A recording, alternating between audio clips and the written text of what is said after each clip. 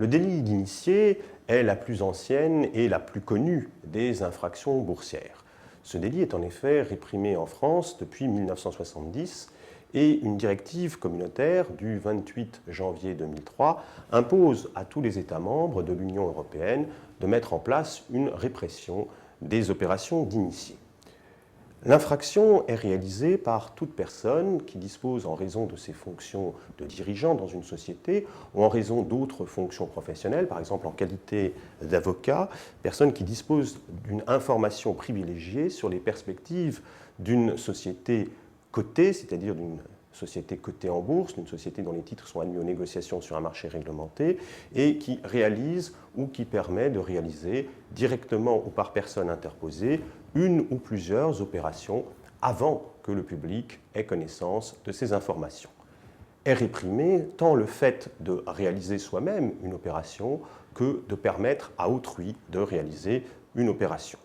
En outre, le simple fait de communiquer une information privilégiée à des tiers en dehors du cadre normal de l'exercice de la profession ou des fonctions est également sanctionné. C'est ce que l'on appelle, non sans humour, le délit de dîner en ville, le délit que l'on commet en bavardant de manière imprudente, par exemple donc à l'occasion d'un dîner en ville.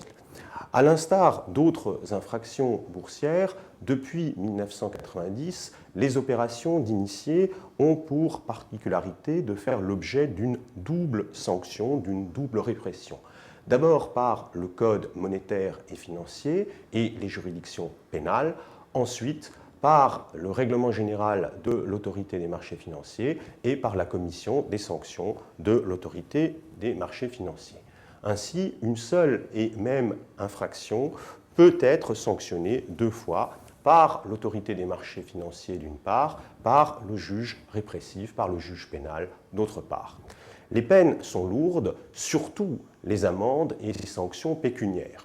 Le délit est puni d'une peine de 2 ans d'emprisonnement, ce qui n'est pas beaucoup, diront certains, et d'une amende qui peut atteindre 1 500 000 € ou le décuple du montant des profits réalisés. Et le montant peut même atteindre, en vertu des dispositions du Code pénal propre aux personnes morales, jusqu'à 50 fois le montant du profit réalisé. S'agissant des sanctions qui peuvent être prononcées par la commission des sanctions de l'autorité des marchés financiers, elles peuvent atteindre 10 millions d'euros, ou là encore le décuple du montant des profits réalisés. En outre, selon la Cour de cassation, la victime d'un délit d'initié peut se constituer partie civile devant la juridiction répressive pour obtenir la réparation du préjudice que lui a causé l'infraction. Les deux questions essentielles en pratique sont celles de la définition de l'information privilégiée et de la définition des opérations illicites. Selon la Cour de cassation, l'information privilégiée est une information confidentielle, c'est-à-dire ignorée du public, précise, de nature à influer sur le cours de la valeur et une information déterminante des opérations réalisées. En revanche, le fait que l'information puisse faire l'objet d'une analyse fine par celui à qui elle est communiquée parce qu'il a une connaissance particulière du secteur ne peut pas suffire à conférer à l'information un caractère privilégié.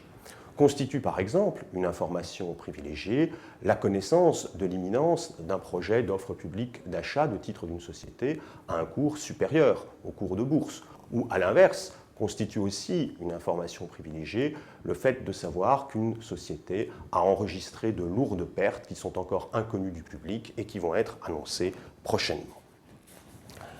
Les initiés, au premier rang desquels figurent, je l'ai dit, les dirigeants de société, doivent s'abstenir d'utiliser l'information privilégiée en achetant ou en vendant des titres.